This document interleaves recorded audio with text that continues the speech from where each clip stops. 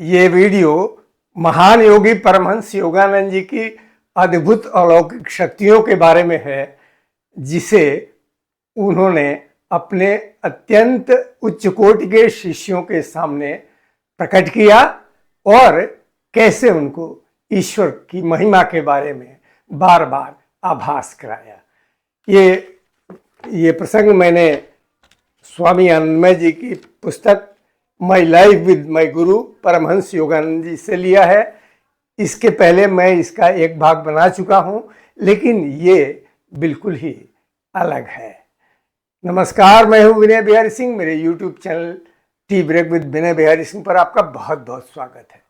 तो आइए इस अत्यंत रोचक वीडियो में आगे बढ़ते हैं और कैसे परमहंस जी अपने शिष्यों को इन चमत्कारों के माध्यम से ईश्वर की तरफ मोड़ते थे। एक बार एक खास मौके पर गुरुदेव परमहंस योगानंद जी अपने आश्रम के शिष्यों को गिफ्ट दे रहे थे, उपहार दे रहे थे। तो सबको एक एक उपहार दिया गया। स्वामी आनंदमय की बारी आई।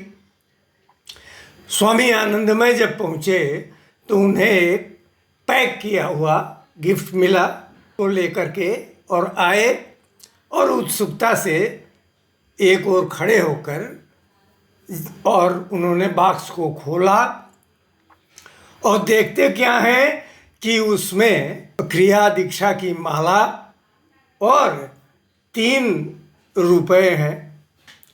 तो बहुत पुरानी बात है। तो उन्होंने कहा कि मैं तो सन्यासी हूँ, मन में कहा कि मैं तो सन्यासी हूँ और मुझे इन रुपयों से क्या लेना देना, सब कुछ तो मुझे आश्रम में मिल ही रहा है। और ये क्रिया माला जो है, तो मुझे अभी तक तो क्रिया दीक्षा मिली नहीं है, तो ये क्रिया माला लेकर के मैं क्या कर सकता हूँ। तो मन ही मन उन्होंने कहा कि ये दोनों चीज़ें, क्रिया माला और ये रुपया, दोनों मेरे लिए व्यर्थ है। और उन्होंने कहा कि खैर गुरु की इच्छा, उनकी जो जैसे कृपा हुई उन्होंने दिया। और उन्होंने मेज पर, जहाँ कोई नहीं पहुँच सकता था, ऐसी जगह मेज पर अपने बगल में रख दिया। उसके बाद और लोगों को उपहार मिला और फिर कुछ बातचीत हुई। लोग वहाँ बैठकर गुरुजी ने अन्य शिष्यों से बातें की और तब तक स्वामी आनंदमय वहीं खड़े रहे। जब कार्यक्रम ख़त्म हुआ तो उन्होंने देखा कि उनका जो गिफ्ट है वो तो है ही नहीं। अब उन्होंने सोचा कि जहाँ मैंने रखा था ये गिफ्ट, वहाँ तो कोई पहुँच ही नहीं सकता था। चोरी की तो बात करना ही कल्पना के बाहर है। जब कोई वहाँ पहुँच ही नहीं सकता तो चोरी कैसे करेगा। तो इसका मतलब ये है कि गुरुदेव परमहंस योगानंद जी ने मेरे चिंतन को, मेरे थाट को, मेरी सोच को पकड़ लिया और कहा ठीक है, ये उपहार तुम्हारे काम का नहीं है तो मैं वापस ले लेता हूँ। और वो गायब बॉक्स कहीं नहीं मिला। और जब गायब हुआ वो बॉक्स, तो स्वामी आनंदमय जी ने गुरुदेव परमहंस योगानंद जी की तरफ देखा तो उनके चेहरे पर मुस्कुराहट थी। तो वो समझ गए ये गुरु जी ने ही अपने चमत्कार से किया है। दूसरी घटना है कि गुरुदेव परमहंस योगानंद जी कार से कहीं जा रहे थे, तो एक शिष्या आई और उन्होंने कहा कि गुरुदेव बहुत ठंड है बाहर, तो आप ये दस्ताना पहन लीजिए। तो उन्होंने कहा कि ठीक है, ले लिया। लेकिन परमहंस योगानंद जी उस समय निर्विकल्प समाधि में बैठे तो थे कार में, लेकिन वो बिल्कुल अलग दुनिया में थे, निर्विकल्प समाधि में थे। तो उन्होंने ले लिया। अब वो दस्ताना पहन रहे हैं, हाथ में जा नहीं रहा है। तो स्वामी आनंदमय जी वहीं खड़े थे। अब वो संकोच के मारे बोल भी नहीं रहे हैं कुछ, क्योंकि दाएं हाथ में बाएं हाथ का दस्ताना पहन रहे थे, तो कैसे जाएगा अंदर। और वो बिल्कुल उस समाधि जैसी अवस्था में थे, उनको इसका भान नहीं था। तो तो ये देख करके स्वामी आनंदमय जी ठहाका लगाकर जोर से हंस पड़े। तो परमहंस योगानंद जी का ध्यान भंग हुआ और वो समझ गए कि कुछ गड़बड़ कर रहा हूँ मैं। तो उन्होंने फिर दाहिने हाथ का दस्ताना दाहिने में और बाएं का बाएं में पहन लिया और फिर स्वामी आनंदमय जी की ओर मुड़कर परमहंस योगानंद जी बोले, क्या तुम्हारी सुंदर हंसी थी, ये पवित्र हंसी है और मैं भी अपने गुरु की कुछ चीज़ें देखकर हंसा करता था। तो देखिए कितना राहत दिया उन्होंने स्वामी आनंदमय जी को, और स्वामी आनंदमय जी को लगा कि मैं तो हंस करके फंस गया, क्योंकि मैं तो गुरु के सामने गुरु की को देख कर हंस रहा हूँ उनकी अनजाने में हुई गलती को लेकर के। लेकिन नहीं, परमहंस योगानंद जी इतने उदार हृदय थे कि अपने शिष्यों को पुत्रवत स्नेह देते थे और बहुत प्रेम से रखते थे।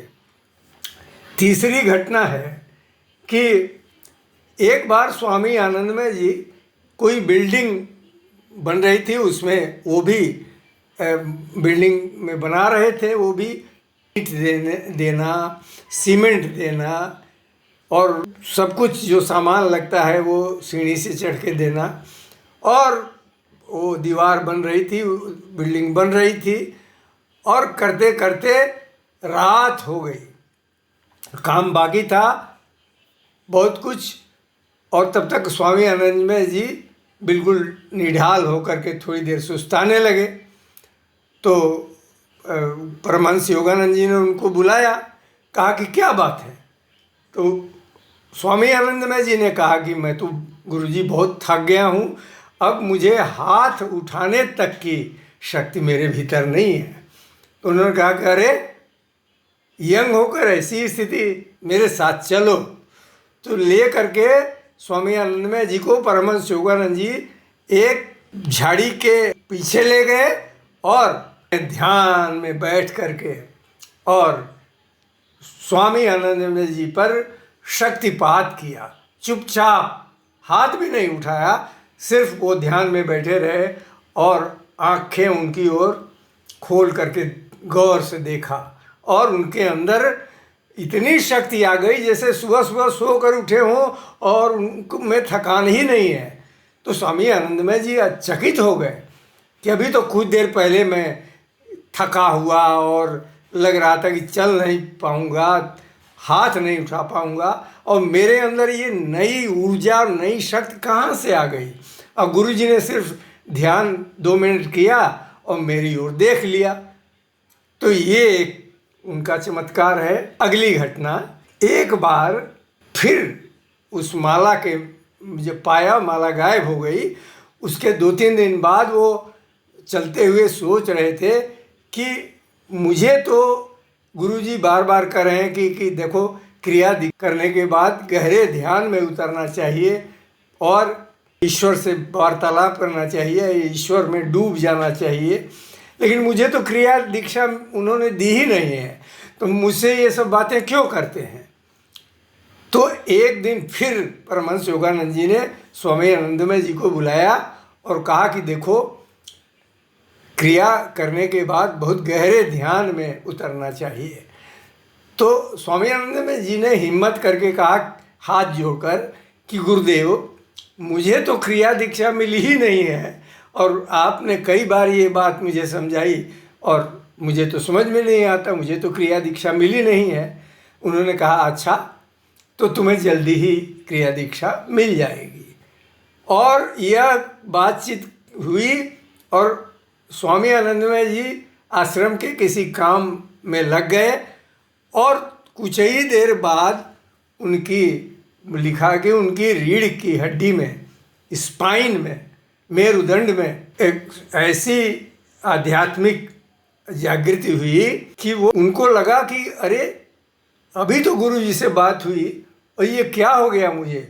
वो एकदम से समाधि की जैसी अवस्था में जाने लगे और बैठकर लंबे समय तक ध्यान में डूबे रहे।